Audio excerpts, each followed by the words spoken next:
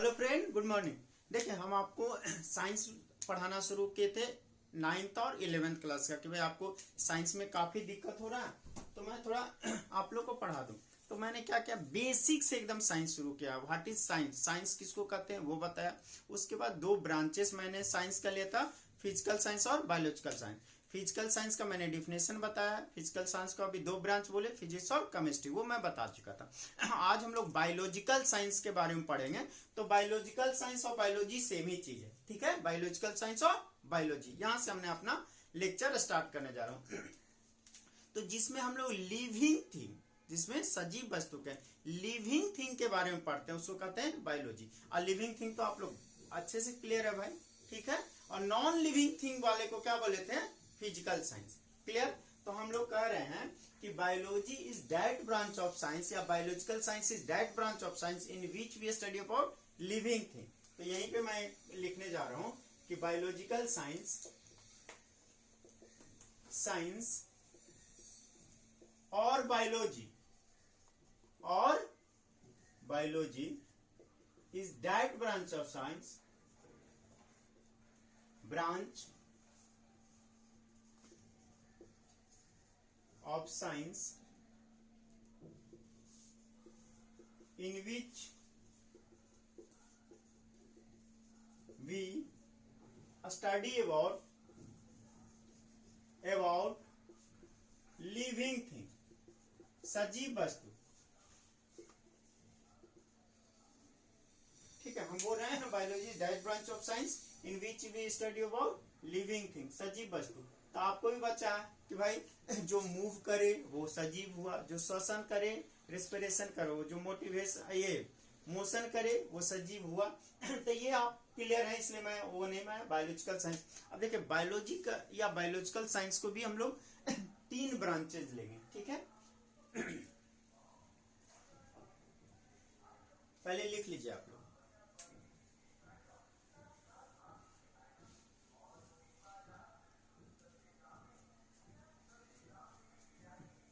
Zoology का बताने के बाद देखिए, फादर ऑफ बायोलॉजी हमारे अस्तु को कहते हैं, एरिस्टोटल।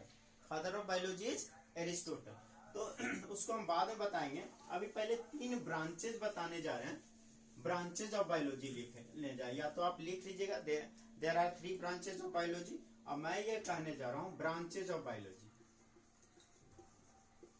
ब्रांचेज ऑफ बायोलॉजी या बायोलॉजिकल साइंस, ठीक है। तो इसका 3 ब्रांचेज हम लोग लेते हैं, बॉटनी, जूलॉजी एंड माइक्रोबायोलॉजी।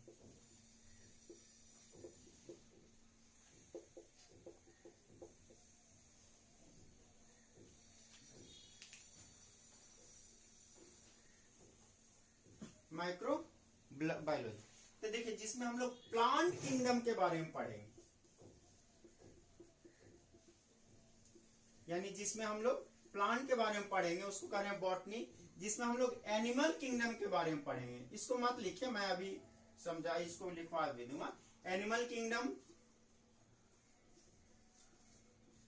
और जिसमें हम लोग माइक्रोबायोलॉजी, क्या, जिसको हम लोग नेकेल आई से नहीं देख सकते हैं, सिर्फ हम लोग माइक्रोस्कोप से देख सकते हैं, उसको कहेंगे माइक्रोबायोलॉजी। ये माइक्रोबायोलॉजी भाई एक सेल का भी हो सकता है, मल्टीपल सेल का भी हो सकता है। हमारे टीचर मेरे टाइम में गलत बता दें कि यूनिसेलुलर को माइक्रोबायोलॉजी, नहीं, जिसको माइक्रोस्कोप से सिर्फ देखा जा सकता, नेकल आई, खुली आंख से नहीं देखा जा सकता, उसको कहेंगे माइक्रोबायोलॉजी। तो ये तीनों आप जल्दी से लिख लीजिए। पहला हम लोग कह रहे हैं बॉटनी, दूसरा कह रहे हैं जूलॉजी और तीसरा कह रहे हैं माइक्रोबायोलॉजी। मैं रफ कर दूं।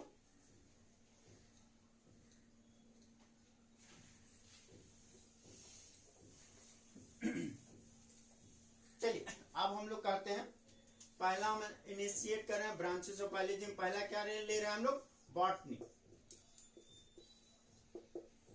ठीक है।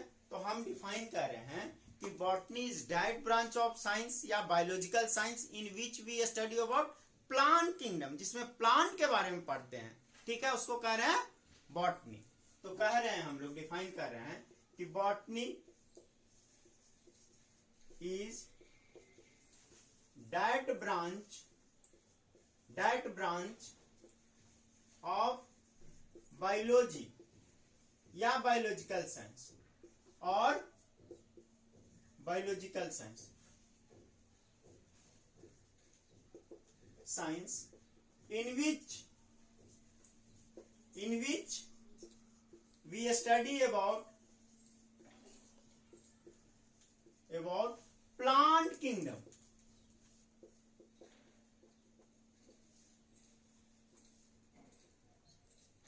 क्लियर? जिसमें हम लोग प्लांट किंगडम, प्लांट के बारे में पढ़े, पेड़ पौधों के बारे में पढ़े, उसको कहा हम लोग बॉटनी। ठीक है, इसमें जो है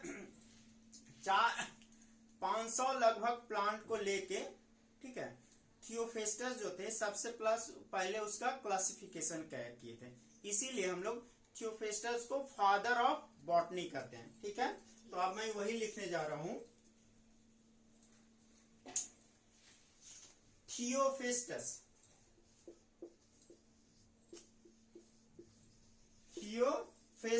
is known as father of botany. Clear? Botany किसको कहते वो भी पता चल गया, और फादर ऑफ बॉटनी कौन है? थियोफेस्टस। ठीक है, अब हम लोग करेंगे एनिमल किंगडम। तो आप लोग लिख लिए होंगे,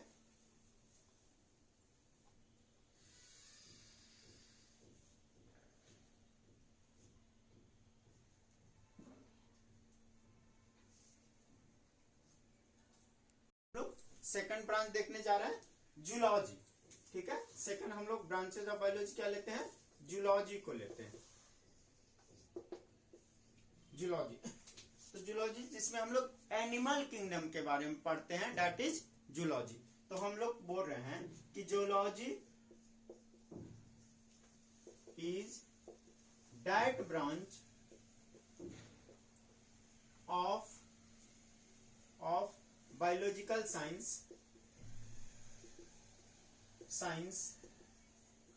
or biology in which we study about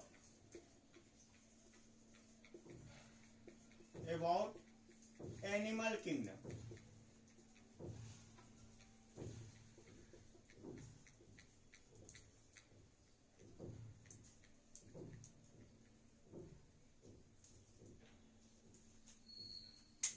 animal kingdoms जिसमें हम लोग एनिमल के बारे में पढ़ते हैं, दैट इज हम लोग का जूलॉजी। ठीक है, तो ये जो अभी हम बोले थे अरस्तु, एरिस्टोटल, इसको फादर ऑफ बायोलॉजी भी कहते हैं, फादर ऑफ जूलॉजी भी। ये भी क्या था, लगभग 500 एनिमल्स, डिफरेंट एनिमल्स को लेके उसका क्लासिफिकेशन किए थे first term. So Aristotle is known as father of biology as well as father of zoology.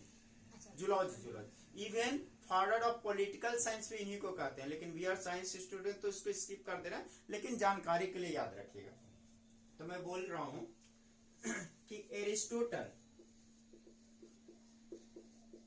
Is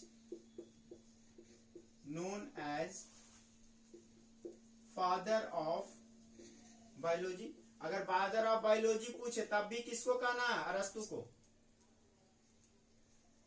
Aristotle is known as father of biology as well as father of zoology.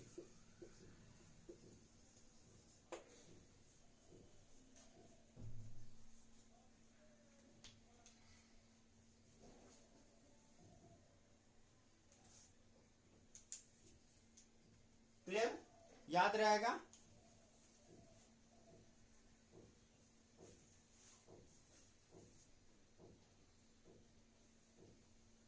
ठीक है, तो हम लोग को biology किसको कहते हैं वो समझ गए।